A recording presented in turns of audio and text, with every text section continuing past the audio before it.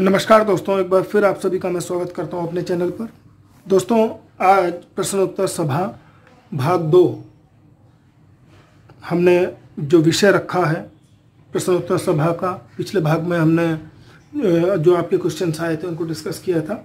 और आज भी कुछ आप लोगों में जो मेरे दोस्त हैं उन लोगों ने जो है कमेंट बॉक्स में भी और व्हाट्सएप पे भी और कॉल करके कुछ क्वेश्चंस मेरे को बोले कि मैं डिस्कस करूं।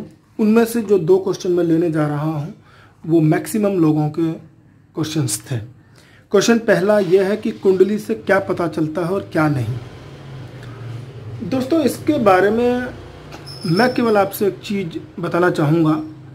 कुंडली ज्ञान जो है, अगर सही व्यक्ति की डेट ऑफ बर्थ, उसकी जो है टाइम, प्लेस, अगर सब चीज़ें सही हैं तो हम प्रिडिक्शन करते हैं। प्रिडिक्शन मतलब एक्सपेक्टेशन। एक्सपेक्टेशन मीन्स प्रोबेबिलिटी, यानी उसके घटने का अनुमान लगाया जाता है कुंडली से।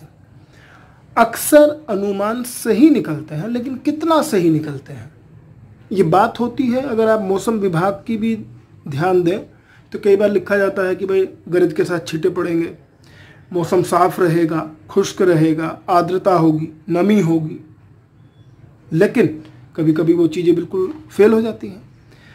ऐसे ही कुंडली में क्या होता है, कुछ चीज़ें ईश्वर ने अपने हाथ में रखी हैं बिल्कुल, जैसे लाभ हानि।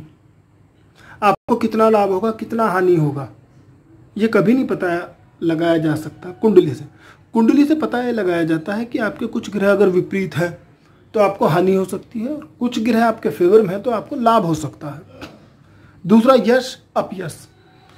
खराब समय चलेगा तो आपकी बदनामी होगी, कितनी होगी ये बिल्कुल नहीं पता। सही समय चलेगा तो आपका प्रसिद्धि होगी, मान सम्मान बढ़ेगा, कितना होगा ये नहीं पता। और तीसरी चीज़ है दोस्तों, जीवन मृत्यु। आप बता सकते हैं कि एक्सपेक्टेड है, लेकिन आप ये नहीं बता सकते कि इसी समय जन्म होगा।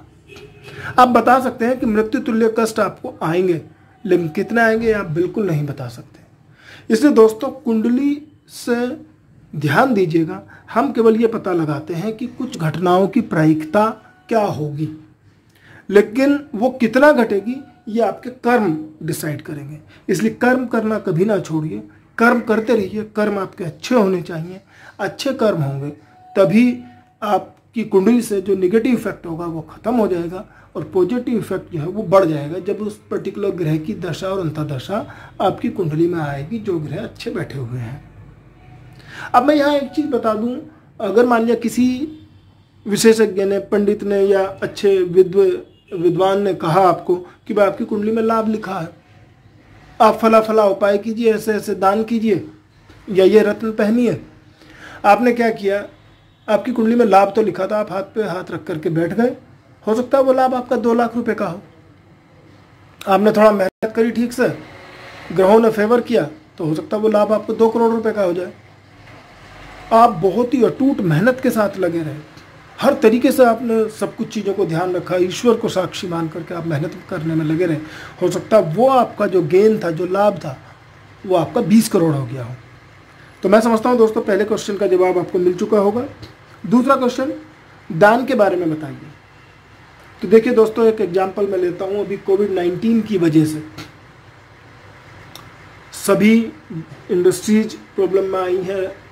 जो हमारे मानव जाति के लोग हैं सभी इस समय प्रॉब्लम में हैं, और उनको तो छोड़िए, जीव जंतु भी इस समय बहुत प्रॉब्लम में है। मैं एक एग्जांपल लेकर के आपको समझाता हूँ। इस समय छोटी मोटी दुकानें, ठेले, सब्जियों के ठेले, चाट के ठेले, ये सब बंद हैं।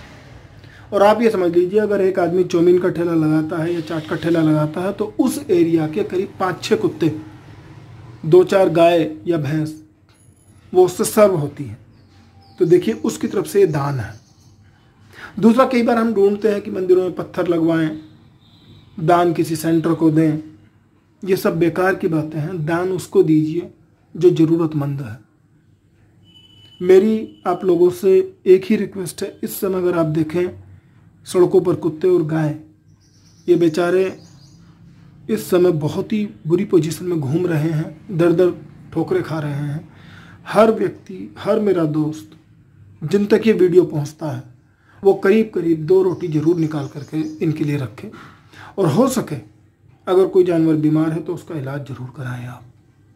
इस लॉकडाउन में ये सबसे बड़ी सेवा होगी, सबसे बड़ा दान होगा आपका, और सबसे बड़ी इन लोगों पर कृपा होगी। हाँ, इतना जरूर है कि कुछ लोग इन चीज़ों को देख करके आपको पागल बोलेंगे, लेकिन इन चीज़ों को बिल्कुल जो है ध्यान मत दीजिए, क्योंकि कहते भी हैं धन की शुद्धि दान से है, और दान वो है जिससे आपका मन संतुष्ट हो जाए।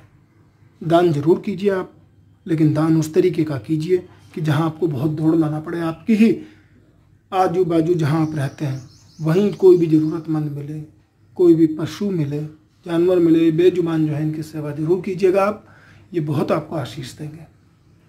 तो मैं समझता हूँ दोस्तों, दान के बारे में भी जितना मैं जस्टिफिकेशन दे सकता था आपको दे सका हूँ। आप कृपया करके मेरे चैनल पर बने रहें।